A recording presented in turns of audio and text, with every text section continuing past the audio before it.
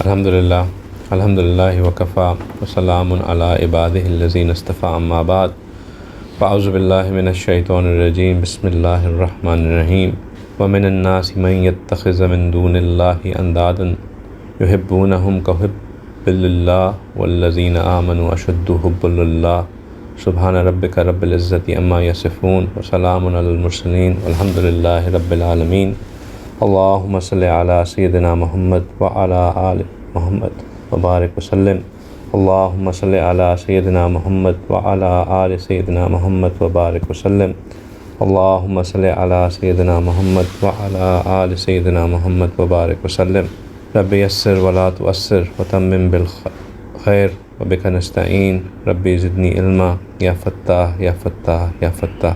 ہم لوگ اپنی سیریز ہے جس کے بارے میں ہم لوگوں نے کچھ عرصے سے بات چیت کرنے کا آغاز کیا۔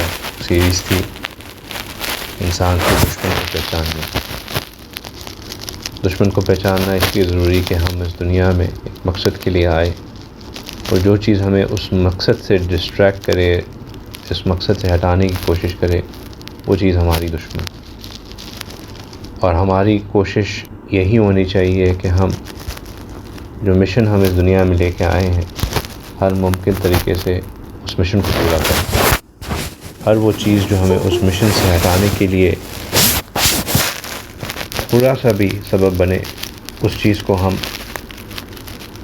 اپنے سے دور کر دیں۔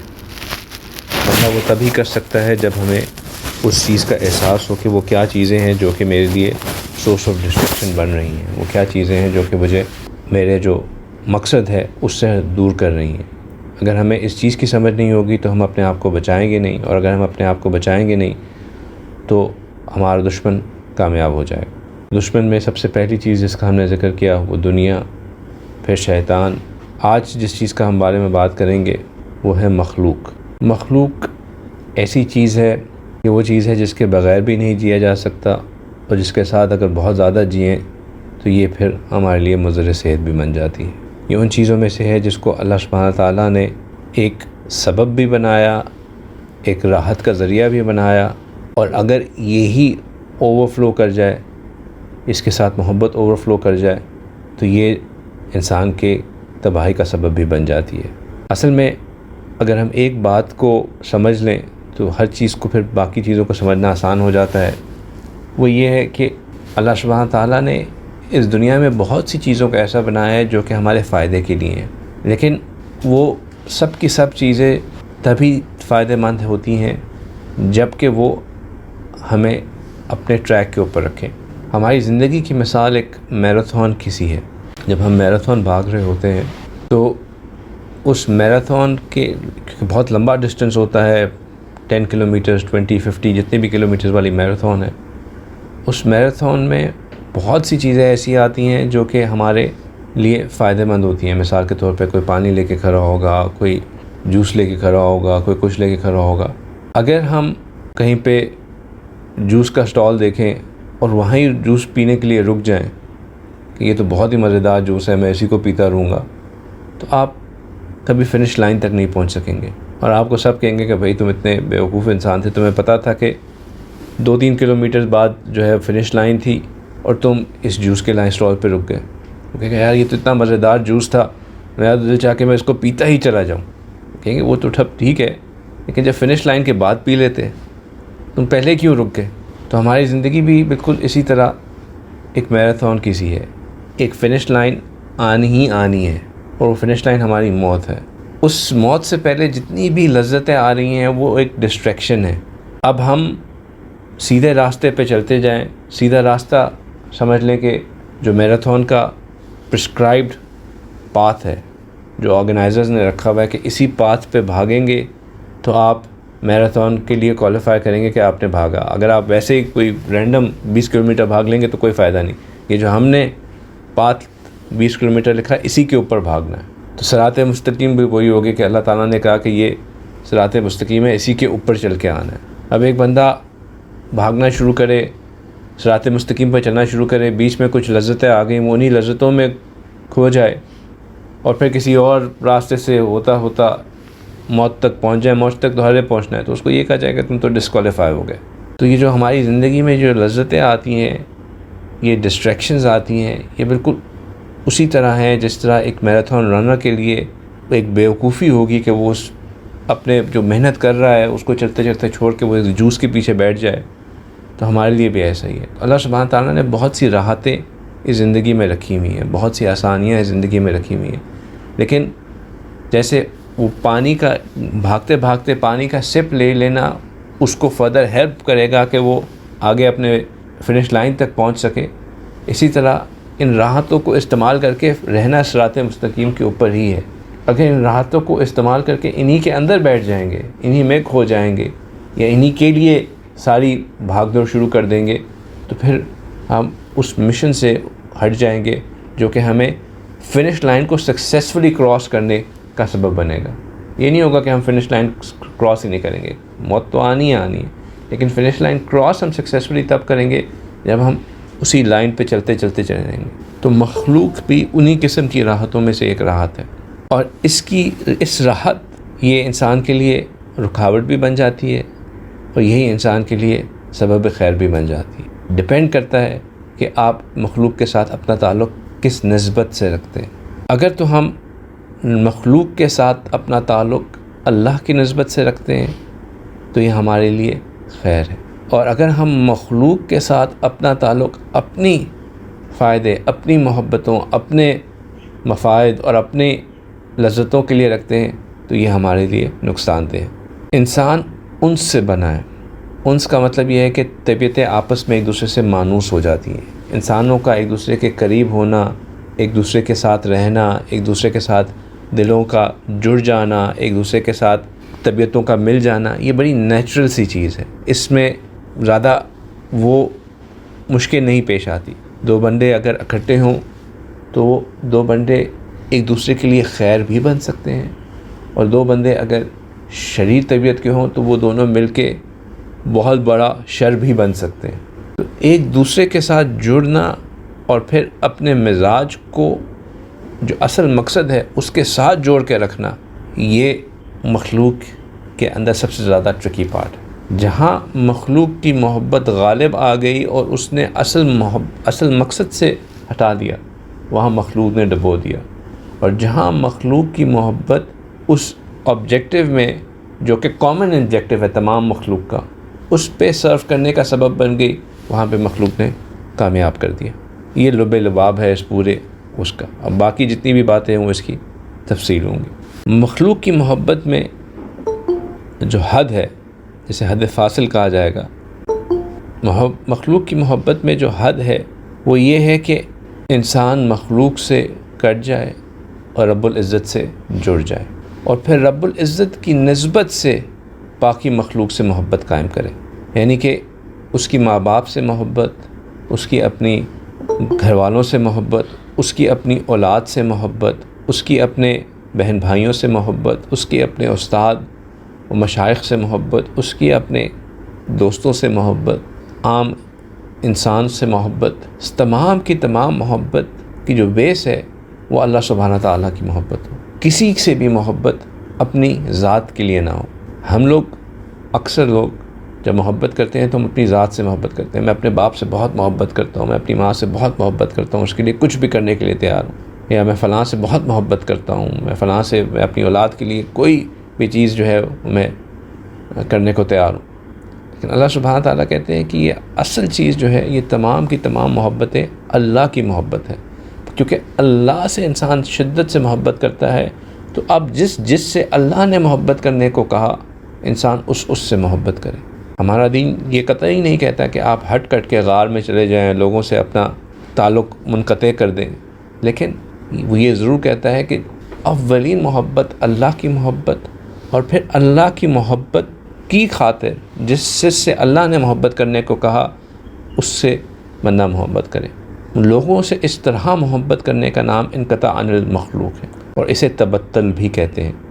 اللہ سبحانہ تعالیٰ نے کہا وَاذْكُرِ اسْمَ رَبِّكَ وَتَبَتَّلْ إِلَيْهِ تَبْتِيلًا، کہ اپنے آپ کو ہٹ کٹ کے مطلب کہ دل جو ہے وہ خالصتاً اللہ کے لیے ہے، دل خالی ہے، کسی اور کا اس میں کوئی عمل دخل نہیں ہے، کوئی اور اس میں شامل نہیں ہے، دل میں کسی اور کی محبت نہیں ہے، دل میں صرف و صرف اللہ ہے اور صرف اللہ تعالیٰ کی محبت ہے۔ ہاں، اب جس سے اللہ نے کہا اس سے محبت کرنا۔ جب انسان اللہ کے لیے محبت کرتا ہے، اللہ کی خاطر محبت کرتا ہے، تو پھر انسان کی محبت جو ہے اس کو غلط پہ نہیں آنے دیتی۔ مثال کے طور پہ اگر انسان اپنے ماں باپ سے اللہ کے لیے محبت کرتا ہے، اپنی زوجہ سے اللہ کے لیے محبت کرتا ہے، اپنے بچوں سے اللہ کے لیے محبت کرتا ہے، تو اب اس کو پتہ ہے کہ اللہ کی حدود کیا ہیں۔ اب اگر ماں باپ کی محبت، اولاد کی محبت، بیگم کی محبت اس کو فورس بھی کرے گی کہ تم یہ کام کر لو، اس سے ہمیں فائدہ ہو جائے گا، اس سے ہمیں مشکل سے نکل آئے گا، تو اس کو پتہ ہے کہ میں اللہ کے حکم کے خلاف نہیں جا سکتا، کیونکہ اولین اللہ کی حدود ہے۔ تو وہ ان تمام محبتوں کو، اور شریعت بھی یہی حکم دیتی ہے، شریعت نے ماں باپ کو کبھی بھی اف کہنے کی اجازت بھی نہیں دی۔ صرف تب اگر ماں باپ شریعت کے حکم کے خلاف کچھ کہیں تو یہ کہا کہ خاموشی سے دور ہو جاؤ، اور بے شک حکم کے خلاف، لازماً حکم کی خلاف ورزی کر دو، لیکن تب بھی بدتمیزی نہیں کرنی، تب بھی خاموشی سے دور ہو کے اس طرح کر لو۔ تو اللہ کی محبت اولین، اور باقیوں کی محبت اللہ کی نسبت سے۔ یہی وجہ ہے کہ جو شروع میں ہم نے آیت مبارکہ کی تلاوت کی کہ اللہ سبحانہ تعالیٰ نے اس میں مومنین کی نشانی بتائی۔ انہوں نے کہا کہ والذین آمنوا اشد حبا للہ، مومنین جو ہیں وہ تو شدت سے اللہ سے محبت کرتے ہیں، شدت سے اللہ سے چاہت کرتے ہیں۔ اور لوگوں میں سے کچھ لوگ ایسے ہیں ومن الناس من یتخذ من دون اللہ، کہ وہ اللہ کے علاوہ دوسروں سے جو ہے وہ دوسروں کو پکڑتے ہیں، اللہ کسی اور سے جا کے کرتے ہیں اللہ کے علاوہ۔ یحبونہم کحب اللہ، کہ وہ اللہ وہ ان سے ایسی محبت کرتے ہیں جیسے اللہ سے محبت کی جاتی ہے۔ یحبونہم کحب اللہ، کہ جیسے اللہ سے محبت کی جائے۔ حالانکہ مومن جو ہے وہ صرف اللہ سے محبت کرتے ہیں۔ والذین آمنوا اشد حبا للہ، وہ مومنین تو شدت کے ساتھ اللہ سے محبت کرنے والے ہیں۔ بس یہ بات ذہن میں بٹھا لے کہ میں اگر اپنے ماں باپ سے محبت کرتا ہوں تو اللہ رب العزت کی وجہ سے کرتا ہوں، اگر میں اپنے استاد سے محبت کرتا ہوں تو اللہ کی وجہ سے محبت کرتا ہوں، میں اپنی بیوی سے محبت کرتا ہوں تو اللہ کی وجہ سے محبت کرتا ہوں، بچوں سے محبت کرتا ہوں تو اللہ کی وجہ سے محبت کرتا ہوں، کسی بھی مسلمان سے محبت کرتا ہوں تو اللہ کی وجہ سے محبت کرتا ہوں۔ جب محبت اللہ کی وجہ سے ہوگی تو محبت خالص رہے گی، محبت ڈسٹریکشن نہیں بنے گی۔ جہاں محبت اپنی ذات کی وجہ سے ہو جائے گی وہاں پہ وہ آپ کو کمپرومائز کرنے کے اوپر فورس کرے گی، کیونکہ آپ کانفلکٹ آف انٹرسٹ آ جائے گا۔ جہاں کانفلکٹ آف انٹرسٹ آ گیا وہاں پہ جو چیز ڈومیننٹ ہوتی ہے وہ ہمیشہ اپنے آپ کو منوا لیتی ہے۔ یہی وجہ ہے کہ نبی پاک صلی اللہ علیہ وسلم نے جب کہا کہ ایمان کامل کب ہوتا ہے تو انہوں نے کہا کہ من احب للہ و ابغض للہ و اعطى للہ و منع للہ، کہ جس شخص نے اللہ کے لیے محبت کی اور اللہ کے لیے بغض رکھا اور اللہ کے لیے دیا اور اللہ کے لیے منع کیا، فقد استکمل الایمان، تو اس شخص نے اپنے ایمان کو کامل کر لیا، اس شخص نے اپنے اعمال کو مکمل کر لیا۔ احب للہ و ابغض للہ، اللہ کے لیے محبت کرنا اور اللہ کے لیے بغض رکھنا۔ یہ جو اللہ کے لیے محبت ہے نا، اس کا بہت بڑا مقام ہے۔ آہستہ آہستہ کھسکنے والا۔ ہماری اماں ہمیں کہتی تھی کہ جس اسکول میں آپ پڑھ رہے اس کے ہم پرنسپل رہ چکے ہیں۔ تو یہ جو محبت کا مقام ہے، یہ اللہ سے محبت کا مقام، اس کی ایک بہت اللہ کے ہاں قدر ہے۔ اس کی قدر یہ ہے کہ اللہ سبحانہ تعالیٰ کہتے ہیں کہ اچھا، اس بات کو سمجھنے سے پہلے انسانوں کے جو قلوب ہیں وہ ایک دوسرے کے ساتھ بڑی خاص اٹریکشن رکھتے ہیں۔ جو میں نے شروع میں بات کی کہ دو انسان ساتھ ہو جاتے ہیں تو ان کی کیفیات مل جاتی ہیں، اگر تو وہ خیر پہ ہوتے ہیں تو دونوں خیر پہ ہی آ جاتے ہیں، اور دونوں اگر شر پہ ہوتے ہیں تو وہ مل کے بہت زیادہ شریر ہو جاتے ہیں۔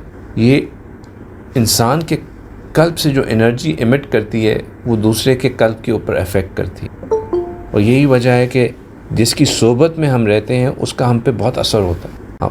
ایک شخص کے قلب سے جو انرجی نکل رہی ہوتی ہے وہ دوسرے کی شخص کے قلوب کے اوپر، یہ سائنٹیفکلی پروون چیز ہے۔ وہ کس طرح؟ پینڈولم ایفیکٹ سمجھتے ہیں کیا ہوتا ہے؟ پینڈولم، گھڑی کے نیچے جو ایک چیز ہوتی ہے اسے پینڈولم کہتے ہیں۔ ایک سائنٹسٹ تھا، اس نے ایک ریسرچ کی، اس نے ایک کمرے میں بہت سی ڈیفرنٹ کلاکس رکھی اور ہر کلاک کے پینڈولم کو ڈفرینٹ اس کے اوپر ٹائم کے اوپر ریلیز کر دیا. اور ایک کلاک تھی وہ بگ بین ٹائپ تھی، بہت بڑی تھی، اور اس کے پینڈولم کو بھی کر دیا اور اس نے سب کلاکس کو چھوڑ دیا. اوور نائٹ جب وہ واپس آیا تو اس نے دیکھا کہ تمام کی تمام کلاکس جو ہیں وہ ایک ہی فریکوینسی کے اوپر موو کر رہی ہیں، اور وہ فریکوینسی اس بگ کلاک بڑی گھڑی کے پینڈولم کی فریکوینسی کے اوپر ہے. یعنی کہ اس بڑی گھڑی کی فریکوینسی کا انفلوئنس باقی کے اوپر ایسے ہوا کہ انہوں نے باقیوں کو بھی اپنے ساتھ سنک کر دیا. یعنی کہ سب کے سب پینڈولم سنک آ گئے اور وہ اسی بڑے پینڈولم کے ساتھ سنک کر رہے تھے. ہمارے قلوب جو ہیں وہ بھی اسی طرح افیکٹ ہوتے ہیں.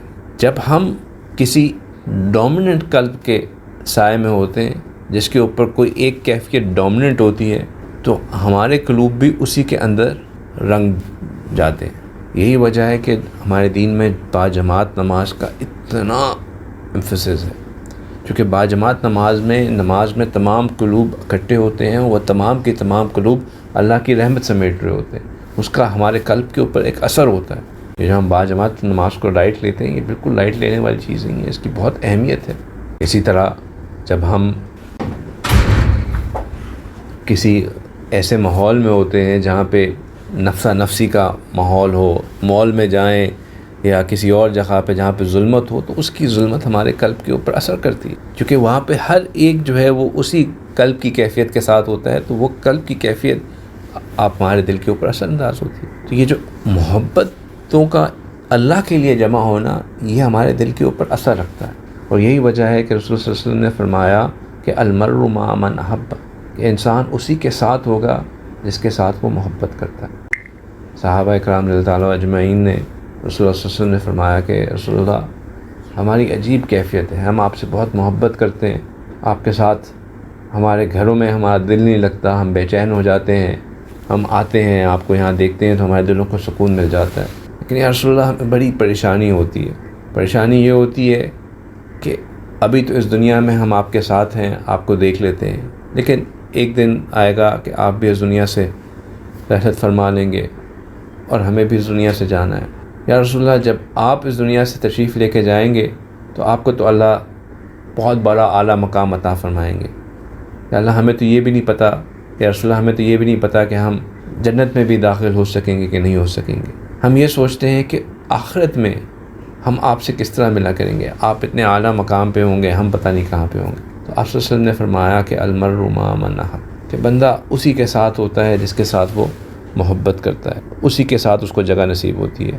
تو یہ بہت بڑی دلیل ہے کہ اگر ہم ابھی سے اپنے دلوں میں رسول اللہ صلی اللہ علیہ وسلم کی محبت ہم رکھیں گے تو انشاءاللہ اللہ تعالی ہمیں بھی قیامت کے روز انہی کے ساتھ کھڑا کریں گے.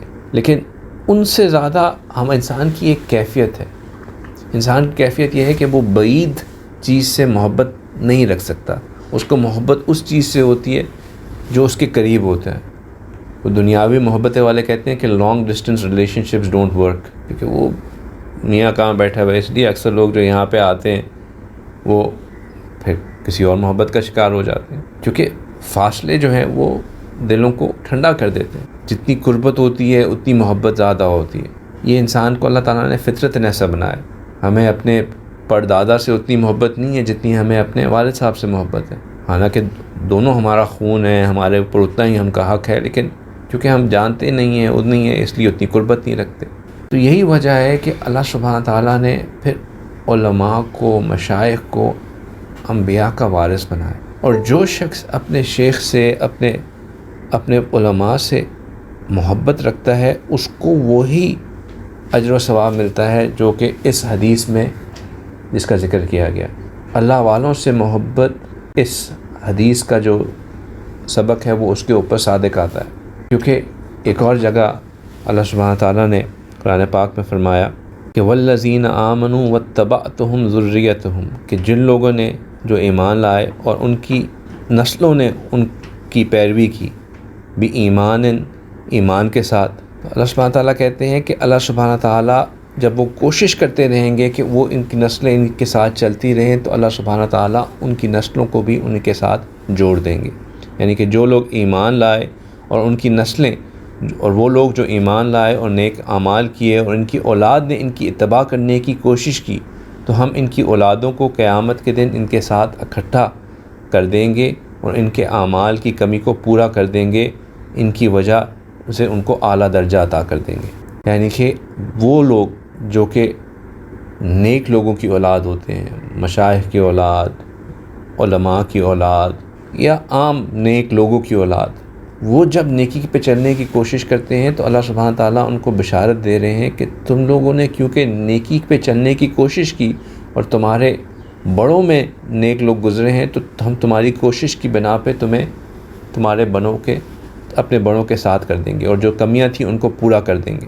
اسی آیت کے تحت مفسرین نے یہ بات لکھی ہے کہ جو لوگ اپنی اولاد کو نیکی سکھا کے اس دنیا سے جاتے ہیں اور ان کی اولاد اس نیکی پہ چلنے کی کوشش کرتی رہتی ہے، تو پھر وہ اولاد اللہ سبحانہ تعالیٰ ان کو وہی مقام دے دیتے ہیں جو کہ ان کے استاد کا ہوتا ہے، ان کے ماں باپ کا ہوتا ہے۔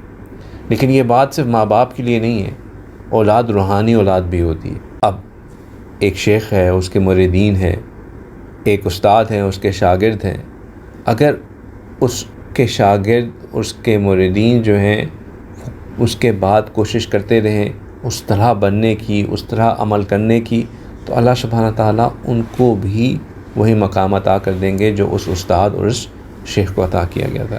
اگر ایک شخص، دو دوست ہیں آپس میں بہت محبت رکھتے ہیں، ان میں سے ایک اپنی تقویٰ کی وجہ سے بلند مقام پا لیتا ہے اور دوسرا شخص کوشش تو کرتا ہے لیکن وہ مقام نہیں پاتا، تو اللہ سبحانہ تعالیٰ اور پستی میں رہتا ہے، تو اللہ سبحانہ تعالیٰ روز قیامت اس کی پرستی کو بھی بلندی میں بدل دیں گے اور اس کو بلند مقام عطا کر دیں گے۔ تو یہ اللہ والوں سے محبت، اپنے استاد سے محبت، اپنے بڑوں سے محبت، ان کے دل میں ان کی محبت ہونا کہ میں ان جیسا ہو جاؤں، ان جیسا بن جاؤں، یہ اللہ سبحانہ تعالیٰ کو بہت پسند ہے۔ اللہ سبحانہ تعالیٰ اس کو اٹھا کے اوپر کر دیتے ہیں۔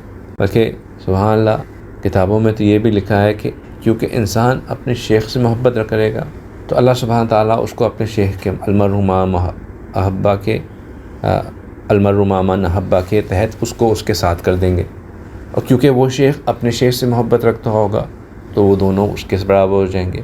یوں ہی چلتا چلتا جو تابعی شیخ ہوں گے وہ اپنے صحابی سے محبت رکھتے ہوں گے، وہ صحابی کے ساتھ ہو جائیں گے، اور جو صحابی اپنے رسول اللہ صلی اللہ علیہ وسلم سے محبت رکھتے ہوں گے تو یہ سب کے سب رسول اللہ صلی اللہ علیہ وسلم کے ساتھ ہو جائیں گے۔ تو ہمارے لیے یہ بات کہنا تو بڑا آسان ہے کہ ہم رسول اللہ صلی اللہ علیہ وسلم سے محبت کرتے ہیں، پریکٹیکلی اس کو زندگی میں لے کے آنا مشکل ہوتا ہے، لیکن شیخ کی محبت پریکٹیکلی بھی دل میں لے کے آنا آسان ہوتی ہے، کیونکہ شیخ کو ہم دیکھ رہے ہوتے ہیں، شیخ کے ساتھ ہم انٹریکٹ کر رہے ہوتے ہیں، شیخ کے ساتھ انٹرفیس ہو رہا ہوتا ہے، ان کو اپنانا، ان کی زندگی کے چیزوں کو اپنی زندگی میں لے کے آنا، یہ سب چیزیں کرنا آسان ہوتا ہے کیونکہ انسان کی فطرت ایسی ہے۔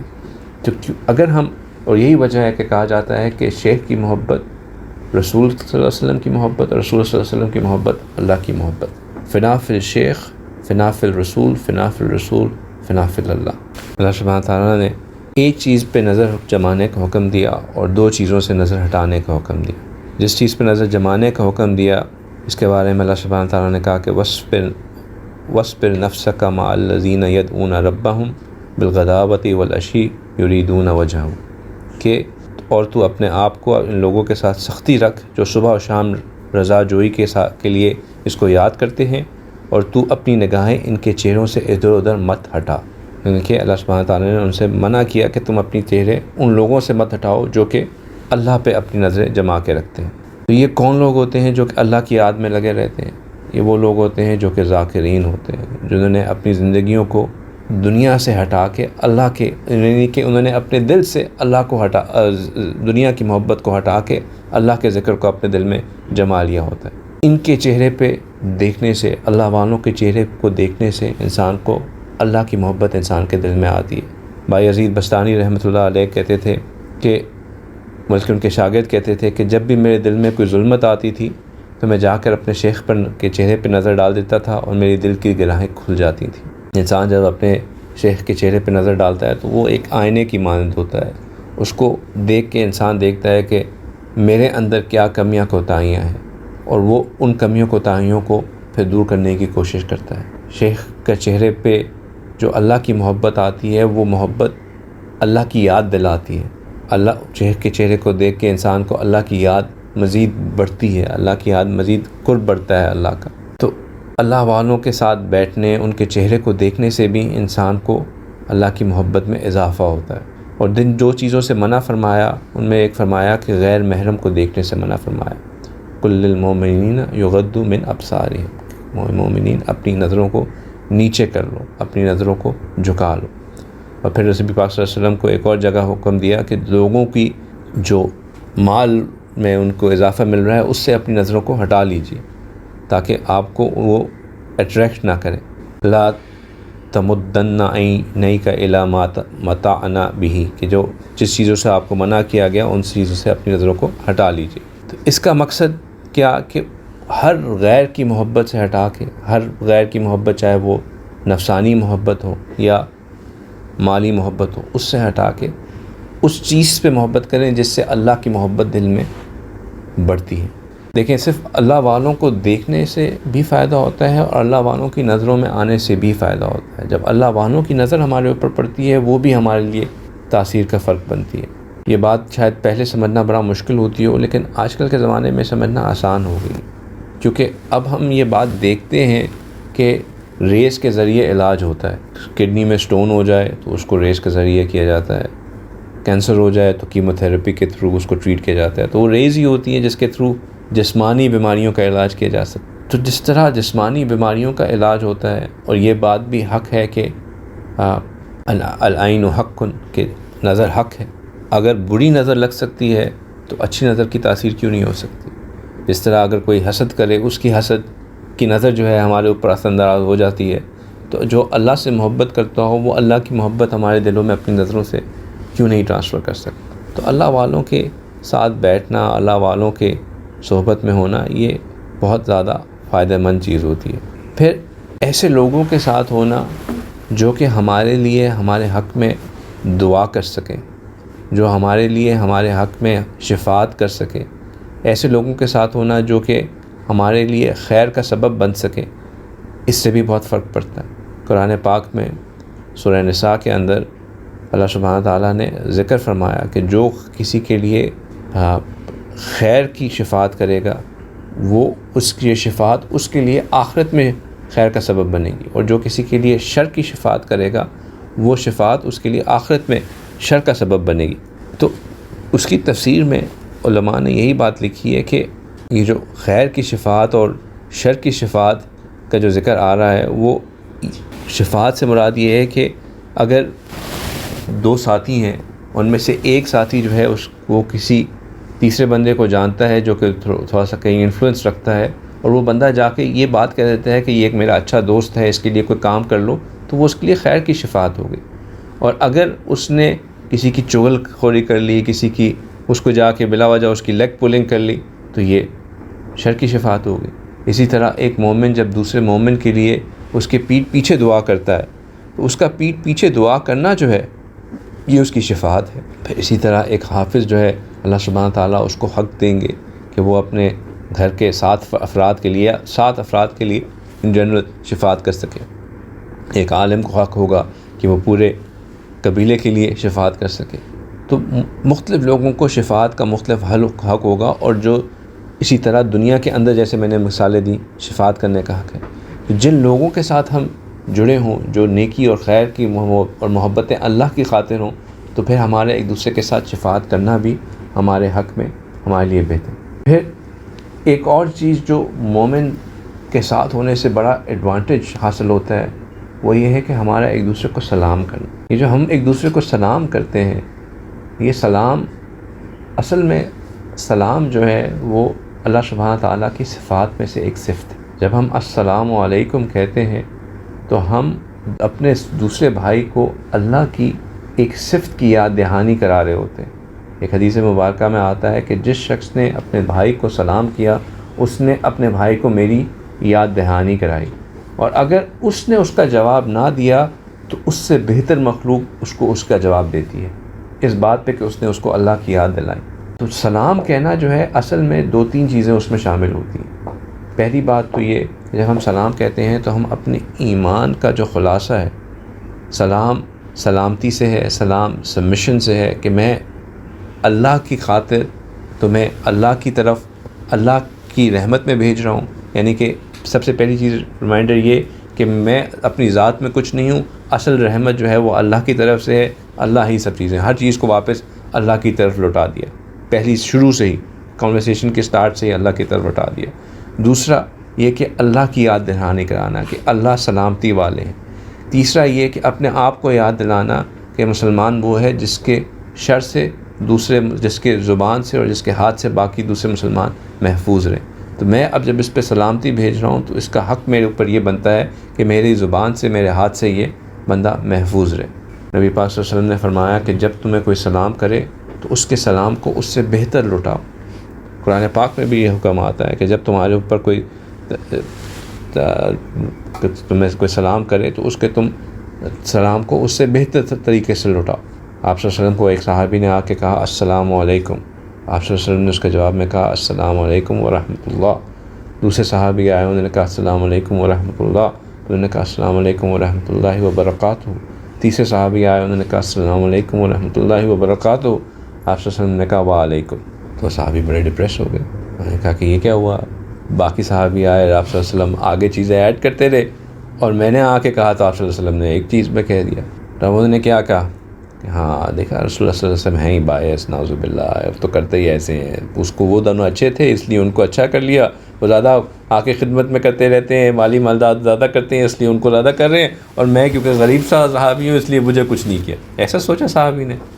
قطعی نہیں، بالکل ایسا نہیں سوچا. انہوں نے سوچا کہ یقیناً میرے میں کوئی خامی ہوگی، میرے میں کوئی غلطی ہوگی جس کی وجہ سے رسول اللہ صلی اللہ علیہ وسلم نے مجھے کم جواب دیا اور باقی صحابہ کو زیادہ جواب دیا. اس حدیث میں بھی یہ سبق ملتا ہے کہ جب ہمیں استاد یا شیخ کوئی ڈفرینٹ ٹریٹمنٹ ملے، شیخ استاد کے ساتھ بدزنی نہیں کرنی چاہیے، اپنے اندر دیکھنا چاہیے کہ میرے ساتھ تو کوئی مسئلہ نہیں ہے. صحابی نے بھی یہی کیا، انہوں نے اپنے اندر ڈھنڈولا کہ کیا میرے سے کوئی غلطی ہوئی تھی. جب ان کو کوئی غلطی نہیں نظر آئی تو انہوں نے پھر پوچھا کہ یا رسول اللہ آپ نے مجھے کیوں نہیں زیادہ جواب دیا؟ آپ صلی اللہ علیہ وسلم نے فرمایا کہ سلام کا جواب اتنا ہی ہے، کیونکہ آپ نے مجھے پورا سلام کیا تو میں نے آپ کو اتنا ہی جواب دے دیا. قرآن مجید میں بھی اتنا ہی ہے کہ جب آپ کو کوئی تحیہ کرے تو آپ اس کو یا تو بِأَحْسَنَ مِنْهَا اس سے زیادہ جواب دو، او ردُّهَا اس کو اتنا ہی جواب دے دو. تو کیونکہ آپ نے مجھے پورا سلام کیا تو میں نے اس کا اتنا ہی آپ کو جواب دے دیا. تو ہمیں بھی جب کوئی سلام کرے تو ہم اس کو پورا کا پورا جواب، اس سے بہتر جواب دینے کی کوشش کریں. ہم میں سے اکثر غلطی یہ کرتے ہیں کہ ہم سلام کا جواب سلام سے ہی دے دیتے ہیں، حالانکہ سلام کرنا سنت موقدہ ہے، سلام کا جواب دینا واجب ہے. تو ہم واجب سے، اور کسی کو کہا کہ السلام علیکم تو آگے سے کہا السلام علیکم. السلام علیکم کا جواب السلام علیکم نہیں ہے، السلام علیکم کا جواب ہے وعلیکم السلام ورحمۃ اللہ.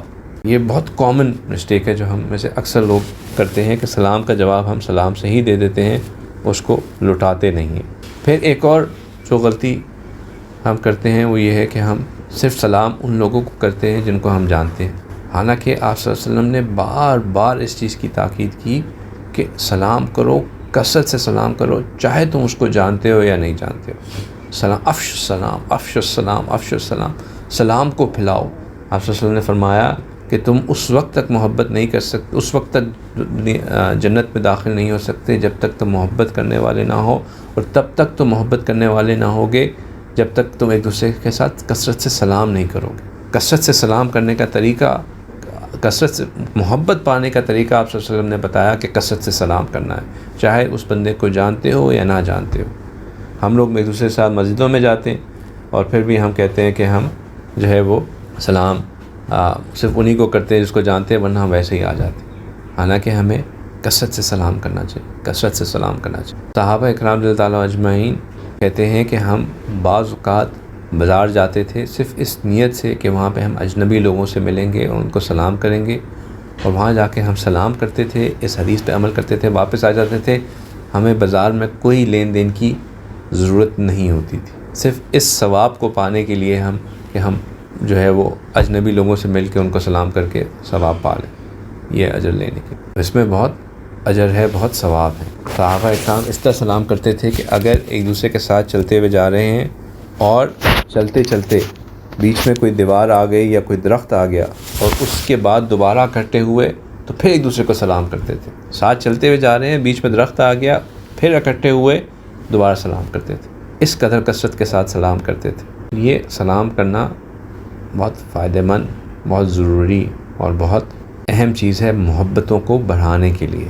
اور یہ وہ محبتیں ہیں جو کہ خیر والی محبتیں ہیں، جو کہ محبتیں اللہ کو مقبول ہیں، پسند ہیں. یہ وہ محبتیں ہیں جو کہ اللہ کی وجہ سے محبتیں بنتی ہیں. یہ وہ محبتیں ہیں جو میں نے ان کا شروع میں ذکر کیا کہ یہ ان کی نسبت اللہ کی طرف لوٹتی ہے. آخری بات کر کے جو میں آج کی محفل سمیٹتا ہوں وہ یہ کہ جو محبتیں اللہ کی نسبت سے بنتی ہیں وہ اللہ کے ہاں بہت مقبول ہیں. سو مچ سو کہ اللہ سبحانہ تعالیٰ نے فرمایا کہ روز محشر جن 7 لوگوں کو اللہ کے عرش کا سایہ نصیب ہوگا ان میں سے ایک قسم کے لوگ وہ ہوں گے جو کہ آپس میں ایک دوسرے سے صرف اللہ کی خاطر محبت کرتے تھے، صرف اللہ کی خاطر ایک دوسرے سے محبت رکھتے تھے، ان کا اور کوئی اور وجہ نہیں تھی. تو اللہ کی خاطر محبت رکھنا، اللہ کی نسبت محبت رکھنا، اور اگر یہ محبت صرف سلام کرنے سے مل جاتی ہے تو پھر سلام کرنا تو بہت فائدہ مند چیز ہے. تو ہمیں کثرت سے سلام کرنا چاہیے، کثرت سے جو ہے وہ ایک دوسرے کو اس نیت سے کہ اس سلام کرنے سے ہمارے دل قریب ہوں گے، اس نیت سے کہ سب سلام میں کروں گا تو اگلا میری سے سلامتی میں ہے، میں اس کو سلامتی کا پیغام دے رہا ہوں اور میں اپنے ہاتھ سے اپنی زبان سے اس کو محفوظ رکھوں. اس نیت سے ہمیں سلام کرنا چاہیے. انشاءاللہ یہ ٹاپک ابھی ختم نہیں ہوا. اگلے ہفتہ جو ہے وہ اجتماع کا ہفتہ ہے، اس میں انشاءاللہ پاکستان میں ہوں گا. اگر اللہ نے چاہا سب خیر و عافیت رہی پھر نیکسٹ ویک انشاءاللہ ہم اس کو یہاں سے ہی کنٹینیو کریں گے. آخر دعوانا ان الحمدللہ رب العالمین.